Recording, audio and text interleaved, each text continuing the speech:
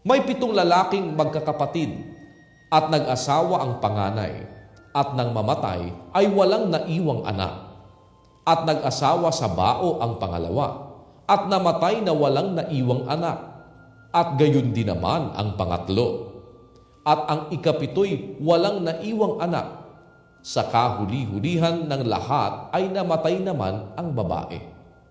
Sa pagkabuhay na mag-uli, sino sa kanila ang magiging asawa ng babae, sapagkat siya'y naging asawa ng 7? Sinabi sa kanila ni Jesus, "Hindi kaya nangagkakamali kayo dahil diyan na hindi ninyo nalalaman ang mga kasulatan ni ang kapangyarihan ng Diyos? Sapagkat sa pagbabangon nilang muli sa mga patay ay hindi na mag-aasawa ni papag-aasawahin pa, kundi gaya ng mga anghel sa langit. Ngunit tungkol sa mga patay na sila'y mga ibabangon, hindi ba ganinyo nabasa sa aklat ni Moises tungkol sa mababang punong kahoy kung paanong siya'y kinausap ng Diyos na sinasabi, 'Ako ang Diyos ni Abraham at ang Diyos ni Isaac at ang Diyos ni Jacob?' Hindi siya ang Diyos ng mga patay, kundi ng mga buhay. Kayo'y nangagkakamaling lubha." At lumapit ang isa sa mga eskriba at nakarinig ng kanilang pagtatalo.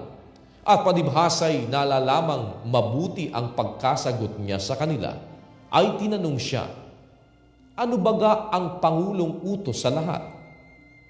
Sumagot si Jesus, "Ang pangulo ay, pakinggan mo, o Israel, ang Panginoon nating Diyos, ang Panginoon ay iisa.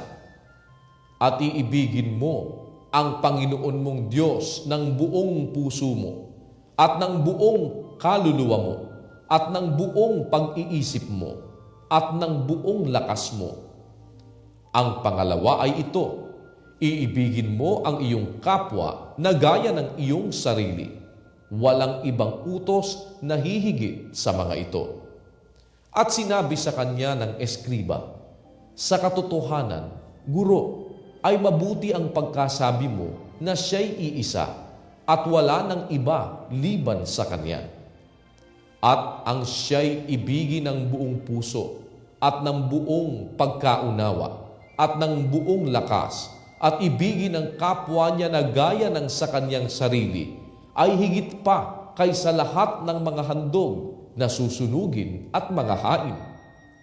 At nang makita ni Jesus na siya'y sumagot na may katalinuhan, ay sinabi niya sa kanya, "Hindi ka malayo sa kaharian ng Diyos." At walang tao pagkatapos noon na nangahas na tumanong pa sa kanya ng anumang tanong. At sumagot si Jesus at nagsabi nang siya'y nagtuturo sa templo, "Paanong masasabi ng mga eskriba na ang Kristo ay anak ni David? Si David din ang nagsabi sa pamamagitan ng Espiritu Santo, 'Sinabi ng Panginoon sa aking Panginoon, maupo ka sa aking kanan hanggang sa gawin ko ang iyong mga kaaway na tuntungan ng iyong mga paa.' Si David din ang tumatawag na Panginoon sa kanya, at paano ngang siya'y kanyang anak? At ang mga karaniwang tao ay nangakikinig sa kanyang may galak." At sinabi niya sa kanyang pagtuturo, "Mag-ingat kayo sa mga eskriba na ibig magsilakad na may mahahabang damit at pagpugayan sa mga pamilihan. At ibig nila ang mga pangulong upuan sa mga sinagoga at ang mga pangulong luklukan sa mga pigingan. Silang nangananakmal ng mga bahay ng mga babaing bao, at dinadahilan ay ang mahahabang panalangin. Ang mga ito'y tatanggap ng lalong malaking kahatulan." At umupo siya sa tapat ng kabangyaman at minasdan kung paanong inihuhulog ng karamihan ang salapi sa kabangyaman, at maraming mayayaman ang nangaguhulog ng marami. At lumapit ang isang babaing bao, at siya'y naghulog ng 2 lepta na ang halagay halos 1 beles.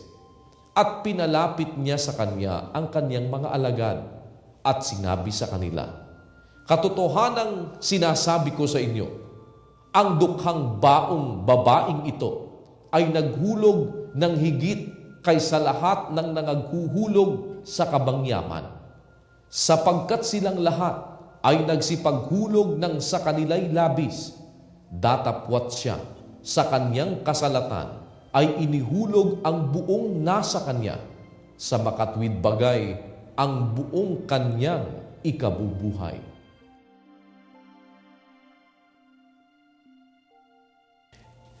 Nakita niyo po, dito nakapaloob yung kasaysayan tungkol doon sa babaeng bao na naghulog, na sinasabing isang dukha ito, pero naghulog po doon sa kabangyaman ng higit kaysa doon sa inihulog noong mga mayayaman. Marami pong mga magagandang bagay na matututunan tayo kung ipagpapatuloy lamang natin ang pagbabasa ng banal na kasulatan. At ngayong gabi natapos na po natin ang chapter 12. Kung loloobin po ng Poong May Kapal sa araw ng Lunes, huwag po kayong makalilimot. Babasahin naman natin ang pagpapatuloy nitong Aklat ni Marcos sa chapter 13. Sa 16 po na chapters na ating babasahin, mayroon na lamang 4 na chapters na natitira para mabuo natin ang Aklat ni Marcos. Huwag niyong kalimutan, 260 days lang po doon sa mga nakapag-umpisa na nagbasa ng Mateo. Inumpisahan po natin yan at natapos na natin. Malapit na naman po matapos ang Aklat ni Marcos. 260 days. Tapos po natin, kung loloobin ng Poong May Kapal, ang buong New Testament. Doon naman sa mga hindi nakaabot, maaari po siguro ninyong gawin din ugali ito. Humabol kayo at tuwing alas 8 ng gabi, samahan ninyo kami dito po sa UN Television. Sa mga gustong magtanong ng mga binabasa po nating mga talata, huwag ho kayong mag-atubili. Tumawag lamang sa mga linya ng ating telepono at makisali po kayo sa talakayan sa palatuntunang Itanong Mo kay Soriano at sa palatuntunang Ang Dating Daan sa pangunguna ni Brother Eli Soriano. Lagi po naman na nakahandang sumagot. Naririyan po siya, lumalabas sa ating kalagitnaan, nakikita ninyo, nagbo-broadcast ng live para nang sa ganun ay maipangaral ang mga katwiran na nakasulat sa banal na kasulatan. Huwag po kayo makalilimot. Sana po sa araw ng Lunes, nandyan pa rin kayo sa patuloy po nating pagtunghay sa mga salita ng Diyos. Dahil lagi nating tatandaan, mapalad ang bumabasa.